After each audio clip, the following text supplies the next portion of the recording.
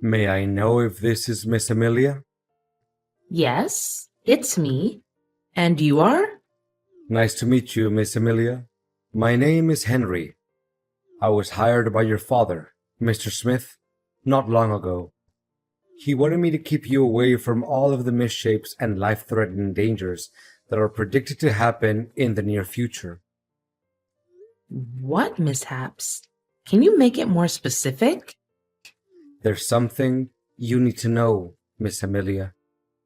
Your father told me that he has been battling a brain tumor for at least 3 years now.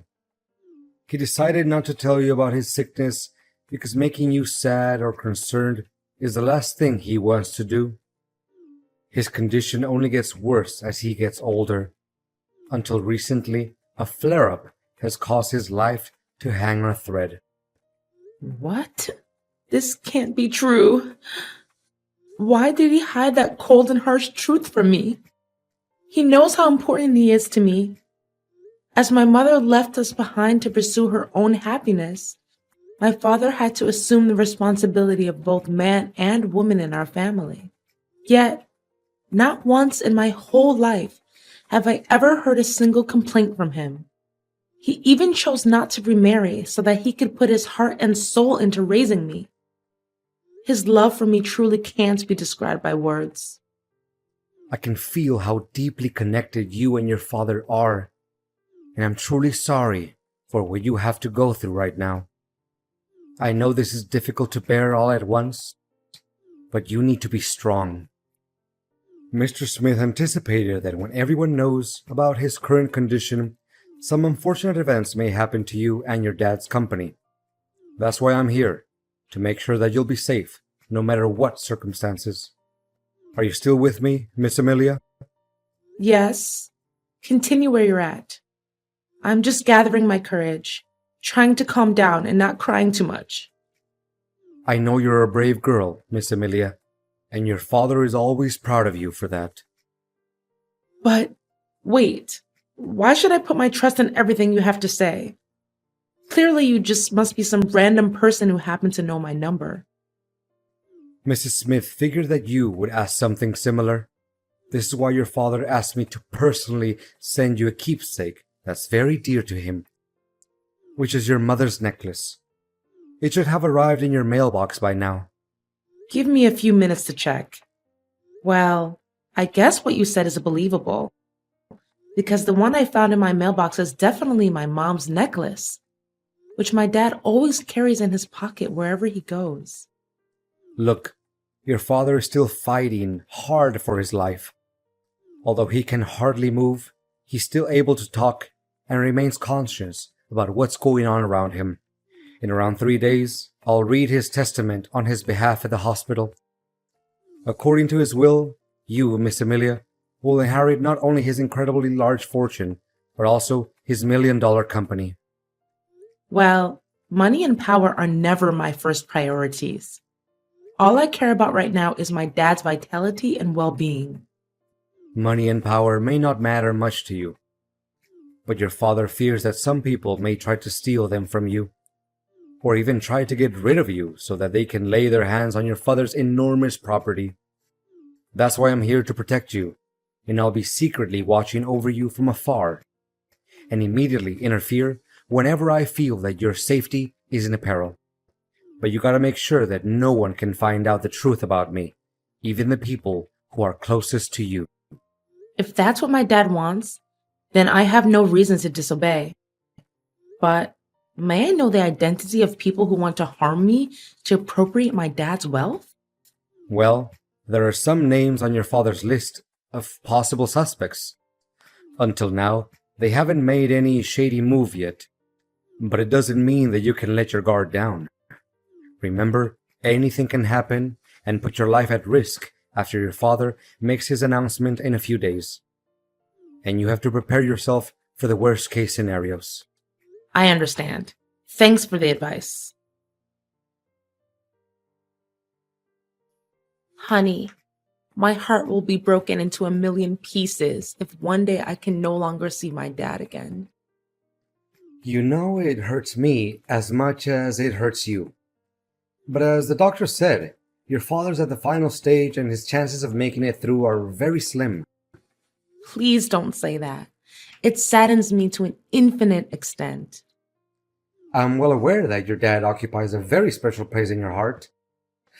But now that his part in this lifetime is almost complete, don't you think it's about time that we need to start focusing on keeping up his legacy and make him proud? Legacy? You mean his company? Well, I don't see any point in avoiding this matter. In fact, your father has dedicated his whole life for the growth of the company. Correspondingly, I'm sure that he would want us to take over his place and prolong his thriving business, don't you think? It really doesn't make any sense if you let his lifelong effort go down the drain by worrying too much about his destined demise.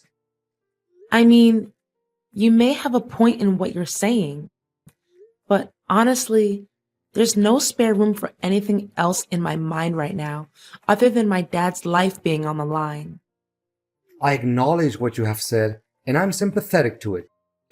However, an organization can't operate without a leader. If you feel like you're not up for the task just yet, it's my duty, as your husband, to help you weather the storm and get through this time. To put it more precisely, I would like to lend you a helping hand and take the responsibility of Chief Executive Officer, the position which your dad used to have. Of course, the company's share that your father once held is still under your ownership. So, what do you say? Well, I really appreciate your thoughtfulness towards me. Nevertheless, my dad had stated very clearly and in detail in his statement that he wants me to assume the role of Chief Executive Officer. And for that reason, I'm not planning to do anything that's against his last wish. Wait, do you seriously think that a woman is adequate for such a prestigious leadership role like CEO? Significant positions, especially company leaders, are not a joke, and they're obviously not meant for women, honey. Don't let your brainless things like feminism trick you into thinking that you'll be able to fulfill such a substantial duty. What is your problem with women taking on significant positions at the workplace, really? Amelia, you do realize that women always have to depend on men to get everything done, right? You women can never decide anything for yourself, and you easily let your emotions get the best of you. If you still care about the family that we'll build together, you should reconsider your place and fulfill your duties as a wife, which means doing household chores and bearing my children. Well, I don't see anything wrong with me taking on leadership responsibilities. I graduated top of my class, and I dedicated 7 years to achieve my master's degree and PhD in economics. I even devoted more time working for the company than you did. To back up my words, I'd started from the bottom and I made my way to higher positions step by step. Nothing was handed to me on a silver platter, you know. I know, but don't you think it's a little weird that the husband works as a subordinate to the wife? Why? I don't see anything that's weird about it. Honey, it's about finding the one that's more suitable for the job. That's all. It has nothing to do with the roles we have in our family. I honestly don't have any clue about why I still have to stick with an inferior job title like sales manager. It's literally nothing compared to your position, which leaves me no choice but feeling unfairly treated. I mean, didn't he take any of my hard work into account? You do realize that to get to the point where you're at now, it takes other people at least 3 years? You had it easy enough and got promoted to manager in only 5 months just because you're my husband.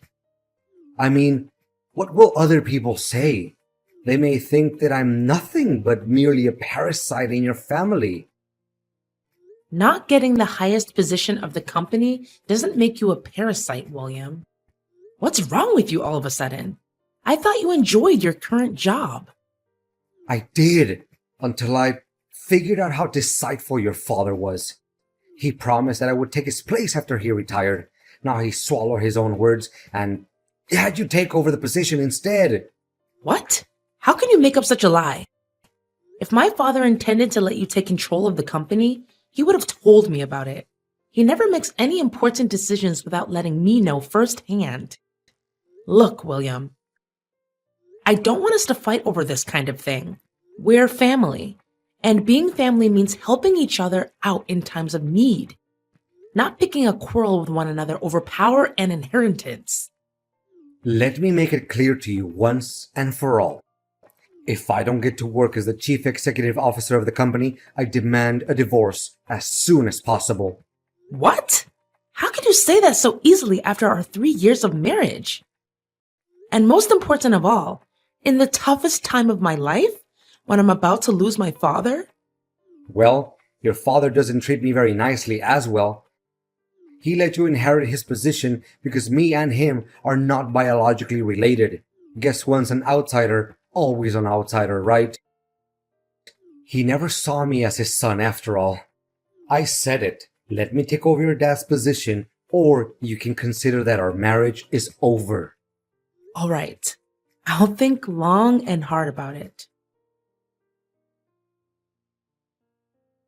William, you can't believe what happened to me when I was on my way home after Dad's funeral. First, I was nearly hit by a truck while crossing the road. Then, out of nowhere, a flower pot almost fell onto my head. I bent down to tighten up my shoelaces. That was why I didn't get hit. After that, there were some people sawing down a huge tree, and I was nearly crushed by that. It definitely was not a lucky day for me. But where are you now, William? After the funeral ended, you were nowhere to be found. Everyone was so worried and they looked for you everywhere. What a shame to hear all of those unfortunate events. I'm not at home, by the way. And why should I be? What? What are you saying? Well, first of all, now that your father is dead, why should I be around you anymore? After all, it's his fortune and power that I went after in the beginning, not some kind of foolish love between you and I. You're telling me you didn't have any feelings for me in the first place? Not a tiny bit. Do you actually think that I approached you and your family because I fell for you? That's the most ridiculous joke that I've ever heard in my entire life. The only attractive thing about you is your dad's money. But I'm still the one who is in charge of my dad's company, right? How can you be so cocky? Well, not anymore. I now own papers proving that I'm the person who's gonna take over your dad's place as a CEO. He even gave me his shares in the company and every property that he possesses, including the house in which you're living. What? How could it even be possible? That's against the decision that he stated in his testament. There's no way he could do it without my approval. Don't you dare make things up. You know faking legal papers is a serious crime. Why should I be scared of your meaningless threat? My documents certainly comply with the law and regulations. They even contain your own father's handwriting and signature. So how can they be fake? Face the fact that from now on, you'll be officially kicked out of your dad's company and from your own fancy house. However, if you behave well, I'll show some mercy and let you work as a cleaner at the company. I can't believe you can be so ruthless and careless. You make it seem like we were never husband and wife. Like we were nothing but strangers. It seems like you can't comprehend the situation very quickly, can't you? Look, it's over between us, and you'll be served with divorce papers soon enough. What's left for me is to enjoy my victory alongside the true love of my life, Luna. She's the one I'm gonna spend the rest of my life with. What? So you've been cheating on me too? How did I not notice that? In my eyes, you were a dutiful husband and a pious son-in-law to my father. You never came home late. You cooked for us whenever I was busy. You even took great care of my dad during his final days of living, as if he was your own biological dad. How did you change all of a sudden? Well, I didn't change anything. All I did was a little acting to cover my true intention. You don't know how much I had to contain myself from laughing as I saw you were blindly believing in everything I did and said. How could you do this to me? I just can't believe all of this. To think how kind me and my dad were to a jerk like you gives me chills down my spine. Kind? Am I hearing it correctly? Your father treated me like dirt. He didn't even let me take over the position that was rightfully mine all along. And you know what? He even had the nerve to, not just one time, scolded me and embarrassed me in front of my coworkers. I literally have no respect for that man. So you were holding a grudge against my dad this whole time? I mean, if he ever criticized you or your work, it was just because he wants you to be a better version of yourself and make progress. Well, now that hypocrite can carry all the criticism with him to his grave. So long, Amelia. Enjoy your homeless life. What is this, Amelia? Did you plan all of this? And what exactly are you talking about? Why, all of a sudden, I'm no longer the CEO of the company anymore. The securities didn't even let me in. Why are you asking me that question? Shouldn't you be the one who needs to interrogate your own conscience about all the good deeds you did behind my back? I can't believe such a cruel, heartless, and gruesome person like you would exist. What are you trying to say? Spit it out. Stop playing the fool. First, you took advantage of my father's sickness and brutally forced my father to sign all kinds of papers so that you can claim ownership of his fortune and his shares in the company. You threatened him, grabbed him by his neck. You even beat him, ruthlessly. For a person that had only days to live like my father, how could he bear such an act of violence? You knew that, and you left him there dying all alone. It was you who killed my father. Hold on. Are you even listening to your own voice right now? Don't just accuse someone out of nowhere without evidence. I know damn well that I have all the evidence in the world to start a lawsuit against you. Do you know what I'm possessing right now? Full-length footage of you torturing my dad so that you can achieve your evil ambition. It was recorded by the hospital's cameras. Never in my worst nightmare could I imagine that one day my dad would be tortured to death by his own son-in-law. What? I thought I took care of it. You did do something about it. But fortunately, my bodyguard was smart enough to trace you down and recover the footage. Where the hell did you get yourself a bodyguard? That's just insane. I think what you just said is just a work of your imagination. I mean, you're just talking nonsense to scare me. Not only that, my bodyguard also provided the police with evidence proving how you and your mistress pulled off every scheme you could come up with to murder me so that no one could ever threaten your throne anymore. Honestly, I can't imagine how wicked and cold-blooded you can get in order to seize what you want. Just in the morning, if my bodyguard hadn't tested the food before giving it to me, I would have been poisoned to death.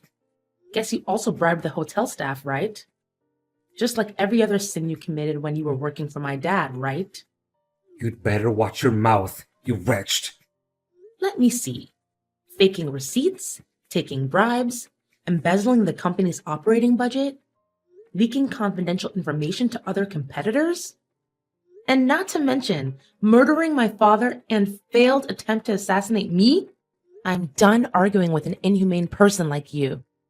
If I were in your shoes right now, I would start coming up with any possible reasons to defend myself in front of the court. Oh no, I think a police officer is knocking at my door. What should I do? Please, withdraw your complaint along with the evidence. You can't do this to me. Your days of abusing your power and violence are over, William. Don't ever let me see your face again. May I know if this is Miss Amelia? Yes, it's me. And you are? Nice to meet you, Miss Amelia. My name is Henry. I was hired by your father, Mr. Smith, not long ago. He wanted me to keep you away from all of the misshapes and life-threatening dangers that are predicted to happen in the near future. What mishaps? Can you make it more specific? There's something you need to know, Miss Amelia. Your father told me that he has been battling a brain tumor for at least 3 years now. He decided not to tell you about his sickness because making you sad or concerned is the last thing he wants to do. His condition only gets worse as he gets older. Until recently, a flare-up has caused his life to hang on a thread. What? This can't be true. Why did he hide that cold and harsh truth from me? He knows how important he is to me. As my mother left us behind to pursue her own happiness, my father had to assume the responsibility of both man and woman in our family. Yet, not once in my whole life have I ever heard a single complaint from him. He even chose not to remarry so that he could put his heart and soul into raising me. His love for me truly can't be described by words. I can feel how deeply connected you and your father are, and I'm truly sorry